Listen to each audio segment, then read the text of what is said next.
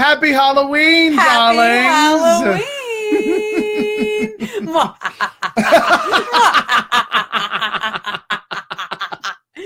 That was so adorable. You should try out. You should do your wicked laugh more often.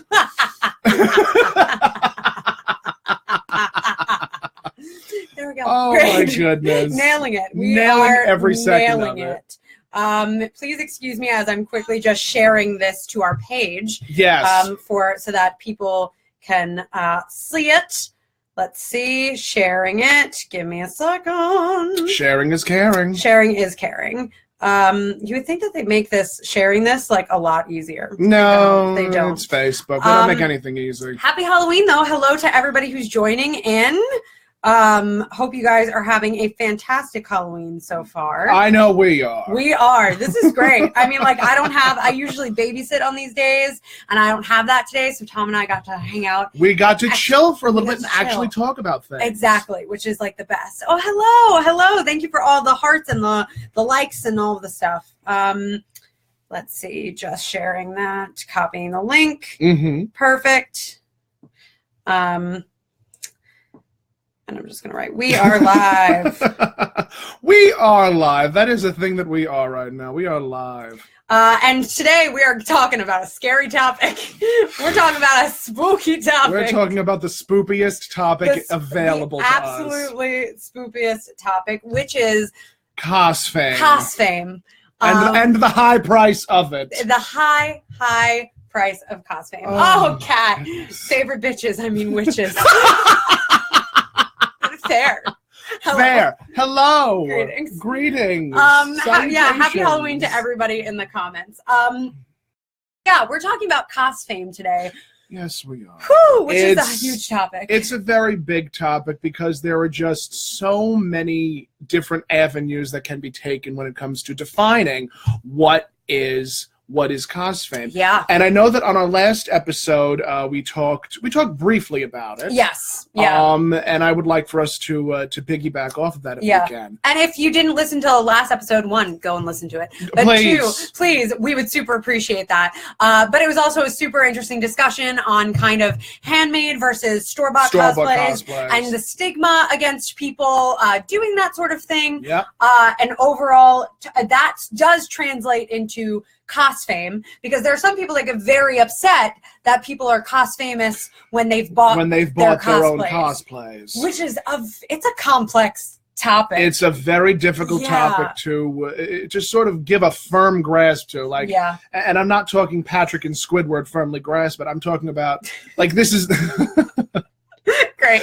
You know, you have to liven things up a little bit, and SpongeBob references do it in a pinch. Exactly. Yeah. What is he selling? Chocolates. Chocolates. Happy Halloween. Anyway, where to begin? Where to begin on this subject? I've had a number of conversations about what it is to be cos-famous, and I mean, I genuinely don't like talking about it, because then it's like, well, what about you, Tom, Cat? What about you, Kristen? Like, do you guys not view yourselves as cos-famous? And I mean, I didn't until someone actually said, but wait, Tom, you're known by so many people. And I'm just like, I don't know what you're talking about. I don't know what you're talking about. It's a weird thing that I straddle with, because I've always thought of myself first as like a YouTuber and as a cosplayer kind of second, even though they're very separate things. They're very, very separate things. But initially, when I would get recognized at conventions, it would be because people knew me from my YouTube channel, which is amazing, which is great. Mm-hmm. But now more and more at conventions, it's like, oh, I've been watching you make this cosplay, or I've been seeing you on Instagram making this cosplay or doing whatever. And it's a weird topic. I still don't know that I would classify myself as that, because I don't inherently make any sort of, I've never competed before in anything. So how can I be cosplay famous on some level, I feel like, to myself. And then in other ways, I mean, on the other tentacle, think about it from a being known standpoint. Mm-hmm. Like when you go to these conventions and people start recognizing you and people know who you are, like does being known classify you as being cos-famous? Yeah. I mean, I go to conventions and people are just like, oh my God, Tomcat, hi. And I'm just like, and like, does cos-famous also can you only be cos-famous if you also have a certain number? That's the other question. On Facebook or Instagram or Patreon or whatever. Because that's another argument in and of itself. Yeah. Because I mean, I know people that have like 25,000 followers, 50,000 followers, 70,000 followers, and you know it really like petrifies you to the amount of people that know who you are. Yeah. And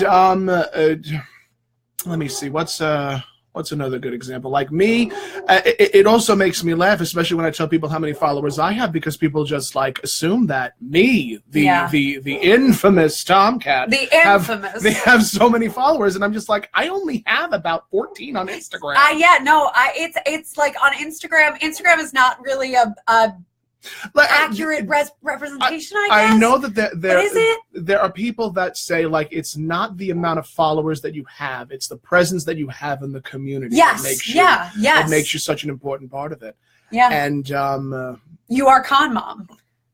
Like, you are con mom. So it's like one of those things where like people see you at a convention and it's like you have that. So if you're a con mom, then like how can you not be cosplay famous in some way? On some level. It's the truth. It's the truth though, because I'm the only person that totes themselves around by that title. And when people recognize not only my name but my persona and the visage that I put out there, it's rather interesting. But I mean, what do you guys think? I want to hear what you guys have to say on this. I would actually love to know what Jess thinks, who is in the comments, because Jess is someone. My sloth queen. Jess is someone that I would consider to be cos-famous. I would too. Which is amazing. I would too. And so I would love to know of people that like, in my opinion, are cos-famous, what their opinion is.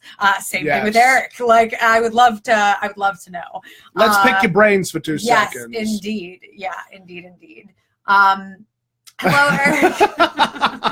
Love your hat, Ma, and I love yours too. By the way, you know, I mentioned this on another show that I was a part of yesterday. Eric's Elphaba was one picture of him just with the makeup and the hat goes unpunished. That's all I'm gonna say. That's it. His Elphaba was just it ain't Fiero's name that I'm yelling. That's all I'm saying. That's where that ends. That is. I love to see wicked cosplayers too. Oh, me too. It's so rare that you actually get to see. It's so any sort of Broadway show like cosplayer, I'm here for. That's why I do think that Broadway Con is a pretty excellent con now. That's been an addition. Broadway Con. It's so expensive. It's so expensive. I know. I haven't been. I've gone to other conventions that are run by Mischief Management though, that run Broadway Con, and they put on a fantastic convention. But it's because Playbill is sponsoring the convention, so that's why it's as expensive as it is. Yeah. Yep. I know Princess Chris likes to go to that one pretty frequently. Oh yes, yes, definitely. Who's another one that has a few followers on Instagram. Yeah, on Instagram. It really just comes back to that question of when is it that you consider yourself cos-famous? Yeah, and is it like, I mean, there's that conversation. And then there's also the conversation of, and is being cos-famous something you should aspire to be doing? That is true. Is being cos-famous something that you should be chasing? How do you achieve cos-fame? And how do you achieve cos-fame while maintaining a good ego? There's a lot. This is a sit down. Get yourself some tea. Sit down, kids. Get some tea. We're going in today. There's something to be said about individuals that when they go to these conventions, they walk around thinking who the hell they are. Yes. And, you know, I really don't want us to feel like Kathy Lee and Hoda. I really don't. No. But I definitely think that there's a certain amount of ego that goes into cosplay in and of itself. And there are, you know, a lot of people should try. Yeah. I'm not saying that you should succeed in doing so, but try and enjoy being humble. Exactly. That you have as many followers as that you do, and that when you go to these conventions, people recognize you. And I mean, when people come up to me, I'm just like, thank you for acknowledging my existence. Absolutely. Thank you for following me. Thank you for continuing to enjoy the things that you see on my page. I always try to say, whenever anybody, be it from my YouTube channel or from cosplay, comes up to me at a convention and they say, oh, I love your stuff, I've been following you forever, I've been watching your videos forever. Yeah. Like, my immediate response is like, thank you so much, you've made my day, because you really have made my day. Like, and I try to not get used to that. Used to that. Like, mentioning the hard work that we put into our costumes and that. I mean, when people come up to us, I mean, if you had asked me a year ago that I would be published in 2 works and that I would start being invited to conventions, I would have just laughed in your face and said, what? I'm me, of all people. And now that it's actually happening, it's sort of like you're sort of tackling this beast almost. Yeah, definitely. It's not a bad thing, because I always enjoy a good wrestle. Especially with beasts. Listen, I'm a BJJ blue belt. Get at me, bitch. Bitch in a good term. Bitch in my reclaimed version of bitch. Reclaiming my word. Reclaiming my word. You ain't messing with this Brazilian Jiu-Jitsu blue belt. Let me tell you that. But I mean, it's a question that we have to constantly ask ourselves when we put ourselves out there, and what's happening. No, I was just going to say that there are a lot of really great comments being made here. Alyssa King says, no, I wouldn't aspire to be cos-famous. I aspire to be yourself. And that is huge, I think, to a degree. Because my biggest problem with some people that are hunting down cos-fame is that it becomes the hunt for cos-fame. The hunt for cos-fame. The hunt for cos-fame is that they lose sight of why they're doing it in the first place. Yes. And it becomes a solely networking thing, a solely this thing, and it starts to feel really disingenuous to the people around you that have been your cosplay friends or cosplay whatever, and it starts to be very unclear whether people are like really your friends or not, or really your whatever, and it literally blurs the line. I really think like that. a good thing to mention here is that there are times when you just, and this is about me personally, there are times when you just develop these relationships with so many people that you more or less just lose sight of a lot of the people that you used to keep in contact with as you continue to ascend. And I've seen a lot of statuses where it's just like, I really feel like they're seeing all of these people grow. It makes me feel like I should be doing more, or that I should try and reach out more. And I mean, it hurts when you see that, because it's like, I didn't know that I was going to cause such turmoil. Yes, yeah, definitely. I mean, overall, be communicative with people. Always be communicative with people. It is true. It is true. It's just, but that's like, I guess, a different conversation. But it does, I think, apply to cos-fame in that, like, keep in sight why you were doing it in the first place. Well, that actually brings up a good question. Why did you do it in the first place? Yeah, why did you do cosplay in the first place? No, I mean, I'm asking, for you personally, why did you do it in the first place? I find such solace in sewing, it turns out. Like, I love sewing. I love sewing because you cannot multitask and sew at the same time. No, you can't. And I love that. I love that because you have to be focused. I'm a serial multitasker. So, like, that's something I love about it. And I love the community. I love going to a convention and feeling just totally seeing all the artistry, feeling like I don't have to make excuses for something that I'm wearing. Yes. Feeling like there are other people there that totally understand the reasons why I'm doing it as well, because even though not necessarily everybody does it for the same reasons, there are always going to be people that are doing it for the same reasons that you are. I don't know if you guys could hear, but my dog was just like howling. My dog was howling. Bark at the moon. Because the phone is ringing. So if you hear my dog, I'm sorry. Max the dog, he's grandpaing right now.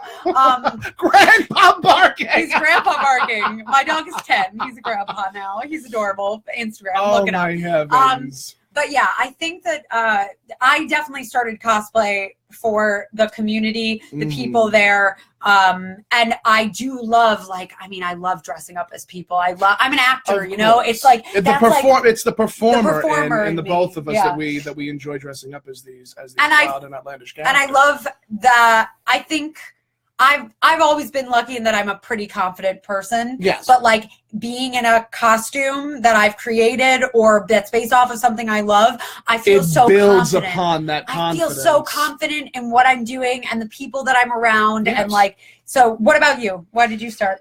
Oh, goodness gracious. Yeah. I actually I started just because I was informed that it was like Halloween. And, yeah. And I mean, hello.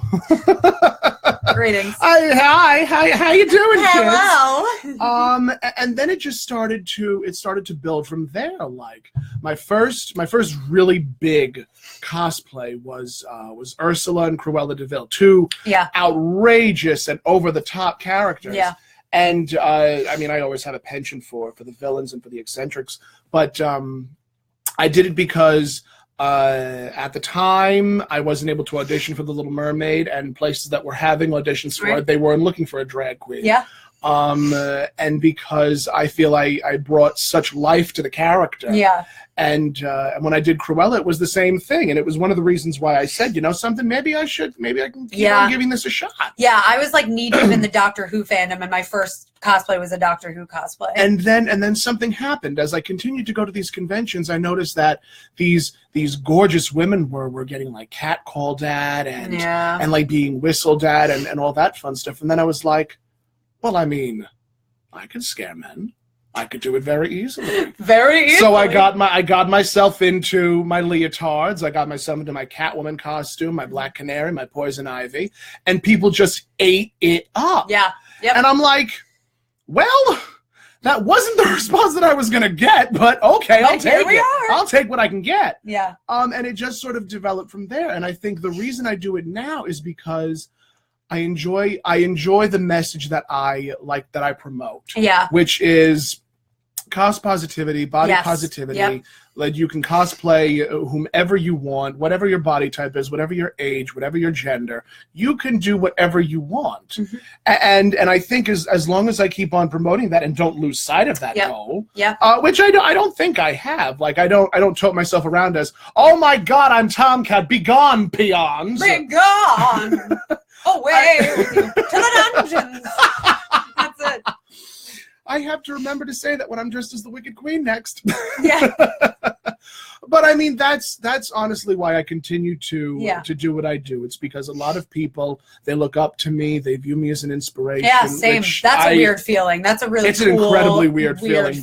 Yeah. But it's always nice when people say, you inspired me, you continue to do your work, and you continue to do so well with it. And I'd also like to point out to my darling Peter, who's been bad-mouthing me these last couple of... If you scroll up, you'll see it. This is a witch hat, you idiot! You know this! And he also said that I'm the Blanche Devereaux of the cosplay community. You know better than that. Amazing. I'm not nearly as harlotess as Blanche Devereaux. Oh my gosh.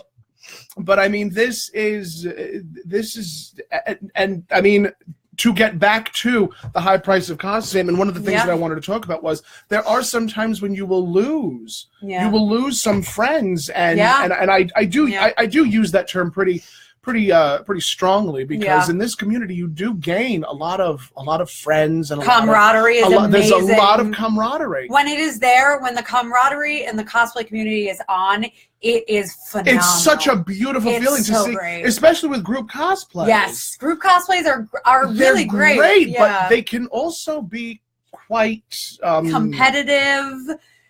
The inner workings of group cosplay can sometimes be like quite competitive and quite like there can be clashes. I just want to be also very clear, only in that I am literally part of an ongoing group of cosplayers that I don't want anybody to think I'm throwing shade. Yes. I'm part of like an ongoing group called the Moon Menagerie. I'm not throwing shade towards anybody. I mean, in general, any sort of big collective of people, like it either can work really, really well or it can work really, really bad. And egos get in the way, bad mouthing each other, judging where each other and is that, at. my friends, is how rumors start. Yeah, absolutely. Rumors start out of ego. Rumors start out of this pent up resentment that you have for your fellow cosplayers. Yeah. And I mean, I wish like hell it didn't happen, but when it comes to this sort of situation, like how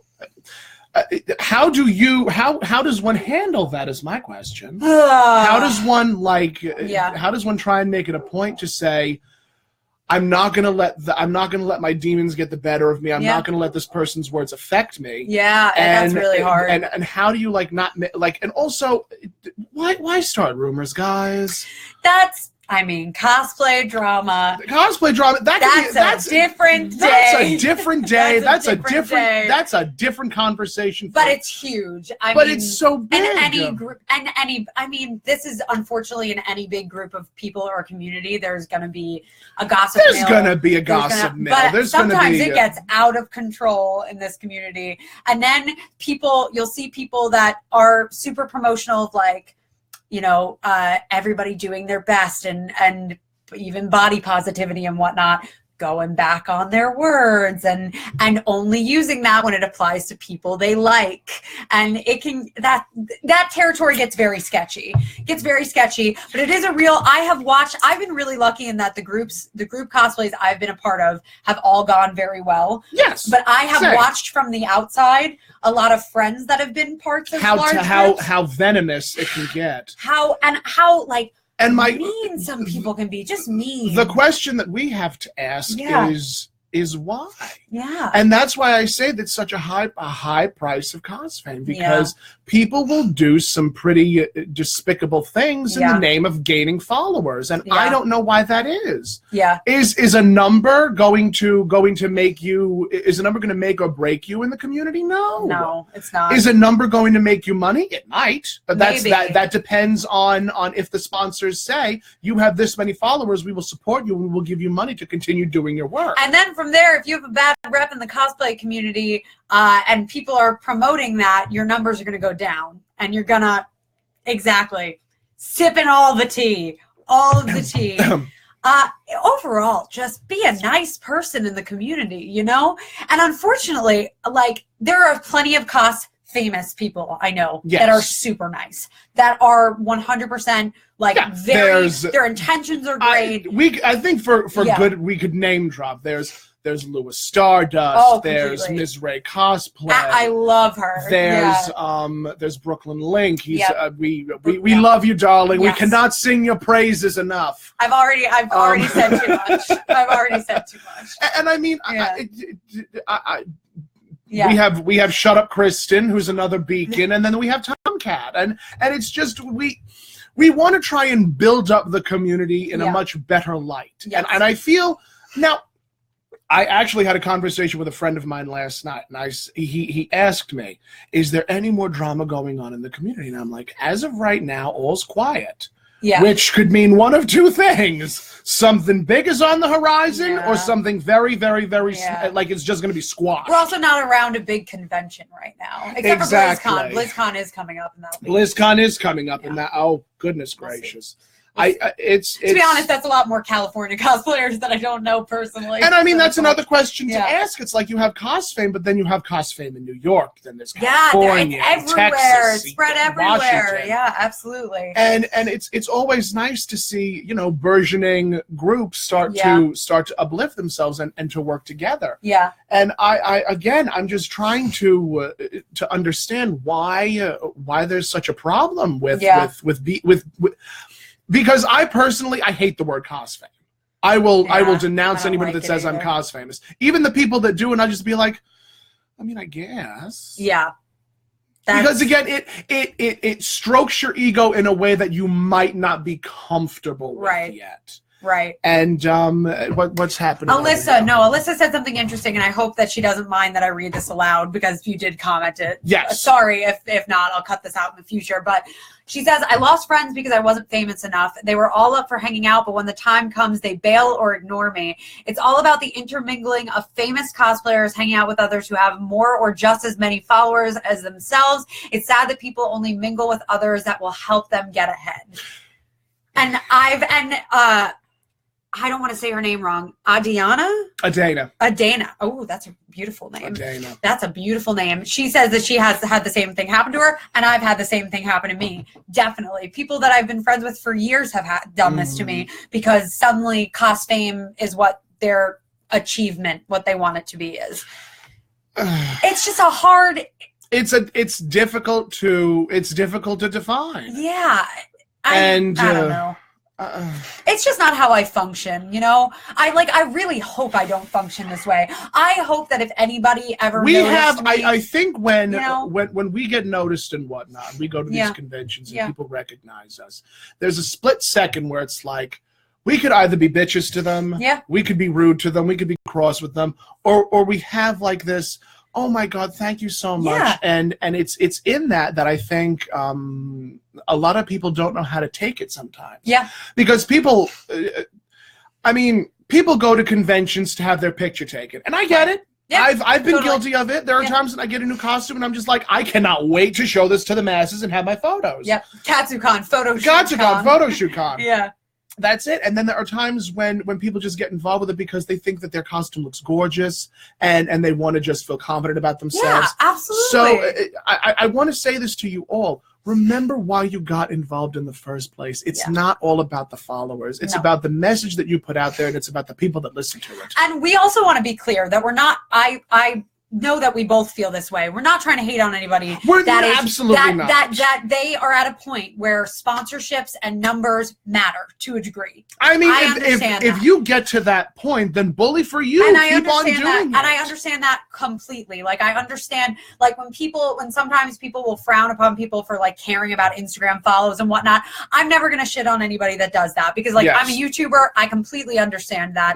There is a business side to this, but when that business side integrates also into your personal experiences with people and your personal, the way that you are like in real life with people, then I think that there's a problem, you know, like I feel like Miss Ray Cosplay is a perfect example. Like she's definitely someone that's got the numbers on Instagram. She's, you know, I don't know how many sponsorships or anything that she gets, but that is definitely a business, you know, that's a business for her. She could not be lovelier, like in person. She is such a gem. Nice. She is a gem of a person. She will never act like ever. She is better than anybody, you know, like that. And there's no reason for that. Like I feel like if you're getting a lot of followers, there is something to being humble. Yes, and being thankful that is happening, because like that could go away tomorrow. Instagram is not necessarily forever, nor is Facebook, nor is whatever. I'll disagree to a point. Facebook might be around for a little longer than MySpace. But actually, but actually making money from it, maybe not. All right, yes, then that's maybe true. not maybe not forever. And like I say this also coming from somebody that like I have a Patreon page. I make money from Patreon, and Patreon is awesome. Ooh, but hold on. This is interesting. Oh yeah, my darling Intraventus. On the flip side, I've had people say that I have snubbed them when I definitely have never. People need to realize that being in a cosplay all day and getting so much attention, delegating and trying to talk to everyone is nearly impossible. No, I get that completely too. It was absolutely hysterical. At KatsuCon, I was the Wicked Queen, and I'm just like walking around, and I'm like, I don't want to go to bed just yet, because when you're at KatsuCon, you don't want to sleep. You want to go and enjoy yourself. Yeah. And I'm walking around, and I come to this big group of people around a table, and I'm just like, holy shit, there she is. Yeah. So I ran up to her, I gave her a big hug, I talked to her husband, and I was just like, how are you guys doing? Yeah. What's new? How's life? And I mean, when you get to have a real conversation with a real person, it's nice. It's great. Yeah. It's a wonderful, wonderful feeling. But that doesn't mean that you're entitled to that conversation. Yes. When a cosplayer has just been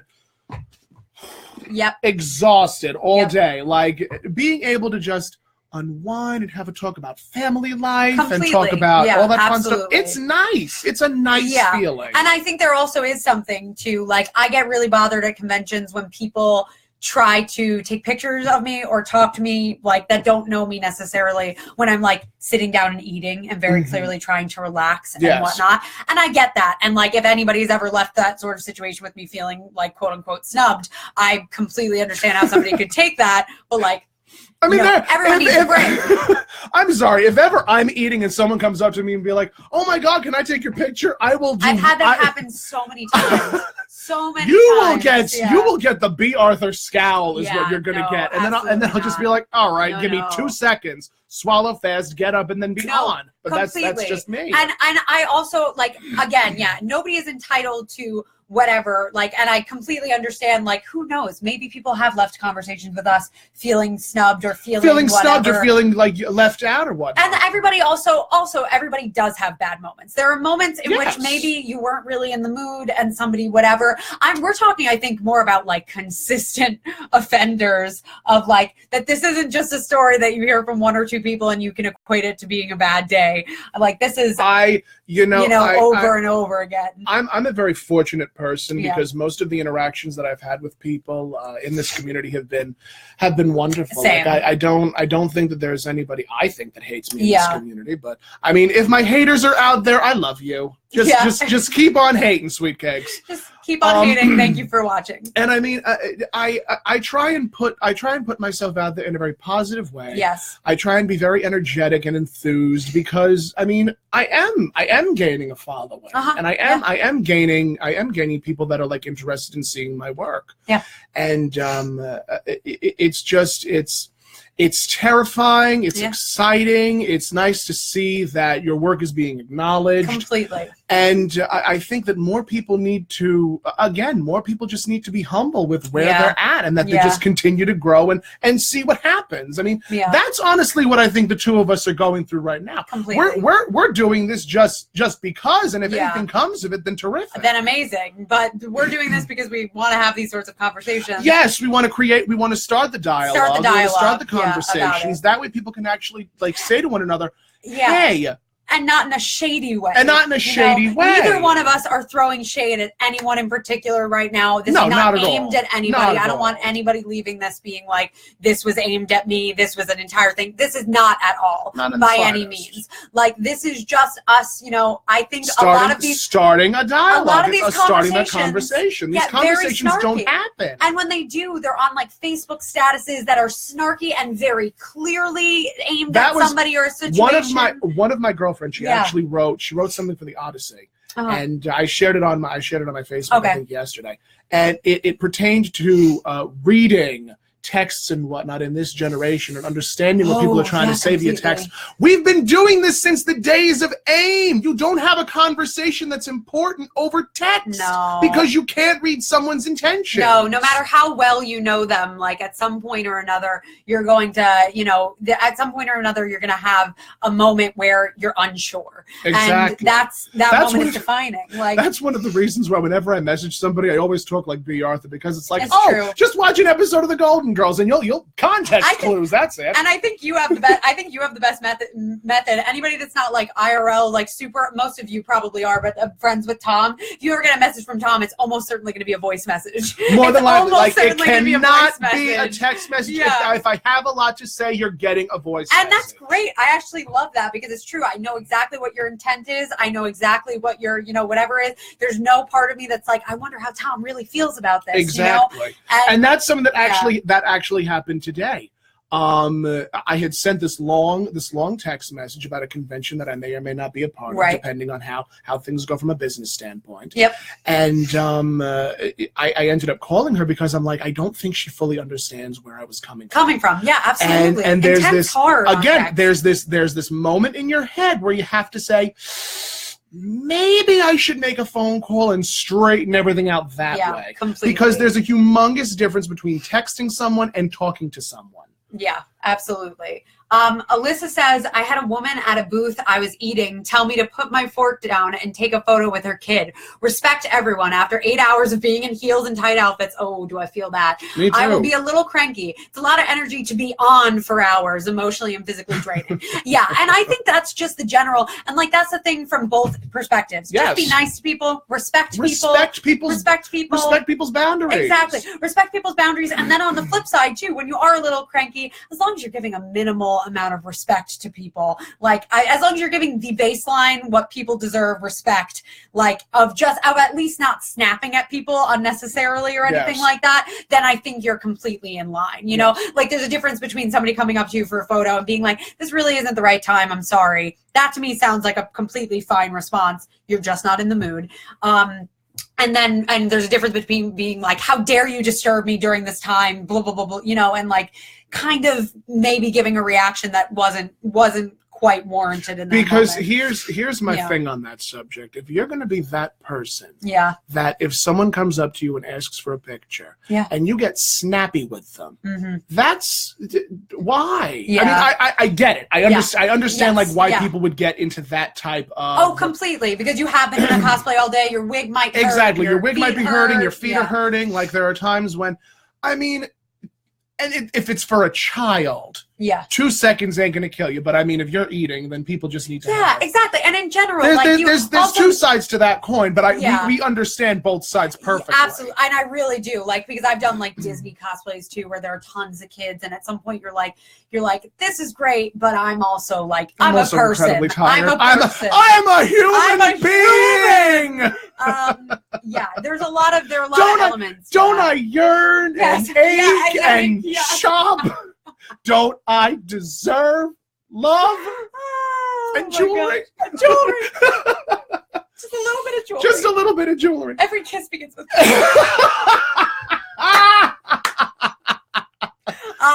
Oh my goodness gracious. That it's, I completely understand both. Like I had an experience at Anime Next last year, I remember. Yes. Where it was the end of the day. I had literally like just taken off a couple of elements of whatever cosplay I was in. I forget what it was.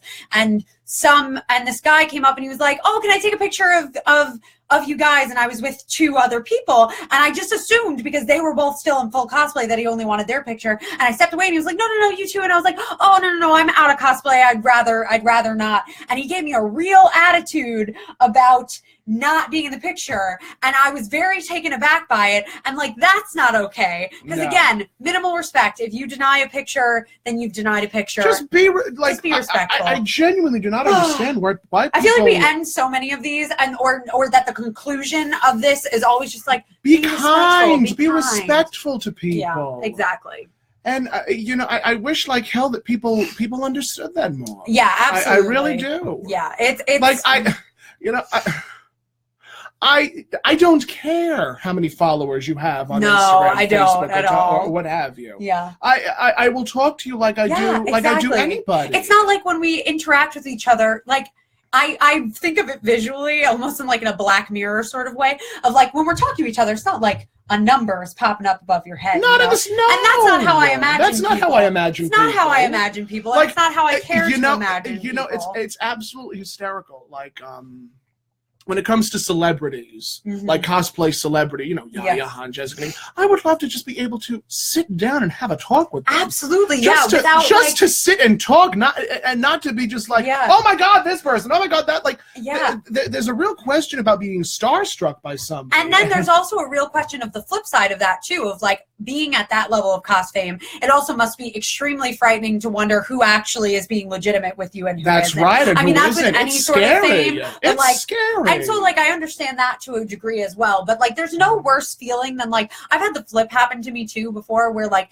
people have kind of treated me like shit. And then when they've realized that I have a little bit of a following, followers, suddenly it's switched. And it's like, oh, it's so lovely to see you. And that's a really shitty feeling, man. Like, that's not what this should be about. That's not what it should be about at all. If that's you, if you have a business side to this, that's amazing. Congratulations. I think that's awesome. And that requires an immense amount of hustle. But that hustle doesn't need to be use like only exclusively interacting with people that are on your same level. It's just disheartening. I do say this. Yes. I genuinely do say this.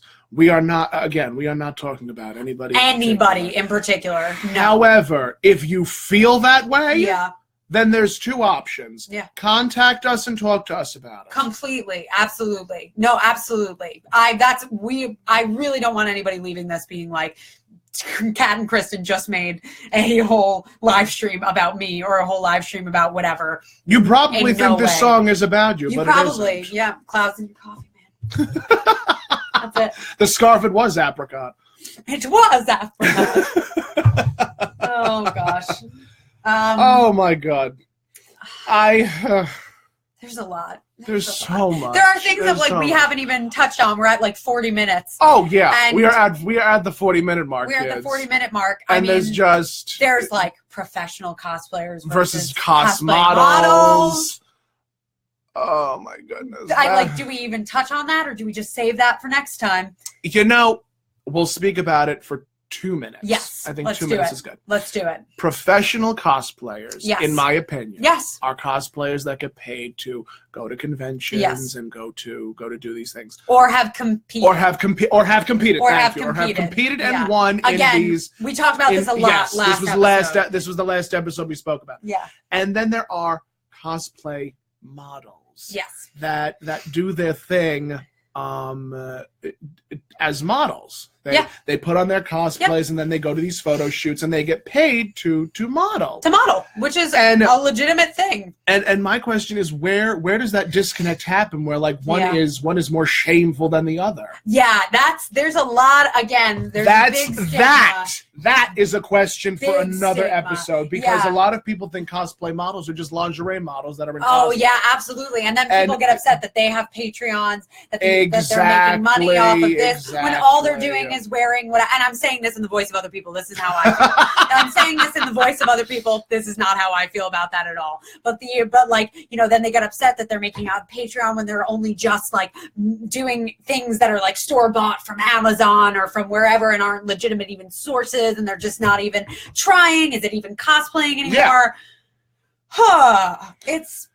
It's frustrating. Oh, it's frustrating. It's a frustrating conversation to have, but I'm very happy that we are actually able to have this conversation. Absolutely. And I'm glad that the people that have reached out and commented on this have reached out and commented. Definitely. No, and we would love if anybody in the future is watching this and it's after the fact and we're not live, we would still love to hear your comments on it. Comment away, please. We will talk about them in the future for sure. We have notebooks. We write these notes down, and for the next episode, we will take down your comments. And if you ever have any questions, concerns, again, please just reach out to us. Feel free.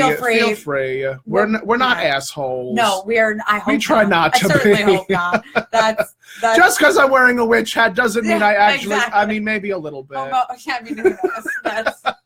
Here we are. Oh my goodness gracious. Well, I think we've chatted your ear off, and that was definitely just about the 2-minute mark that I wanted to take on this excursion. Into it. I'm very happy that you guys have been enjoying. Yes, I'm very happy that you guys have been watching. Please like our Facebook page, Catt CATT Kristen KRISTEN. Yes. Please like us on Facebook. We're eventually going to be having a photo shoot together at some point.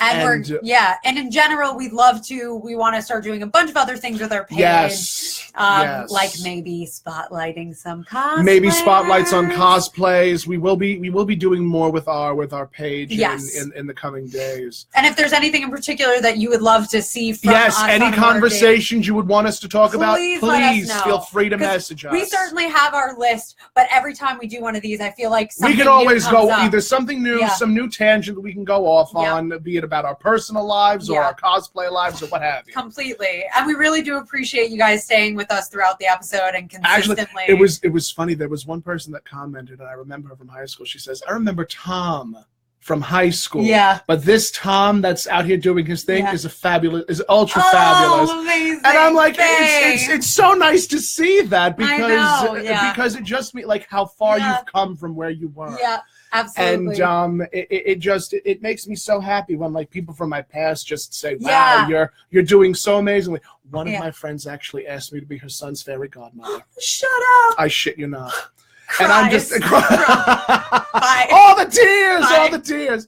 But I mean, that's just. No, I had somebody message me last episode. A high school friend of mine messaged me, and she was like, "I'm so glad that you and Tom talked about on the last episode the store-bought stuff." She's like, because I've always thought that I'd be really, really that was a big faux pas. And she's like, and honestly, this is out of my skill set, and I would much rather buy this. And I was like, I'm so glad. Do it, please do it. Like that, amazing, great, go. Do your thing. Live long and prosper. Just live long and prosper. We want more people in the cosplay community.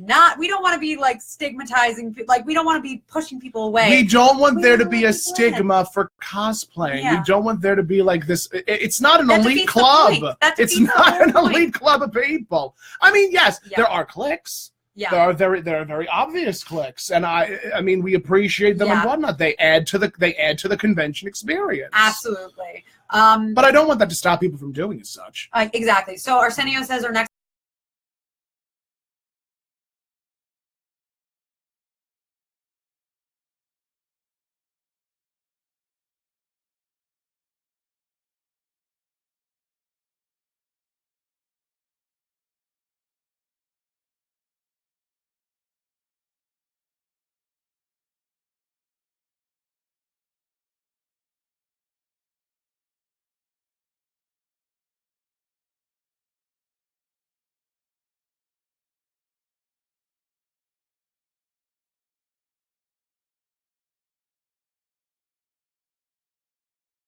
You know what? It was Arsenio had such a good idea that it paused, which was how to get legs like Tomcat.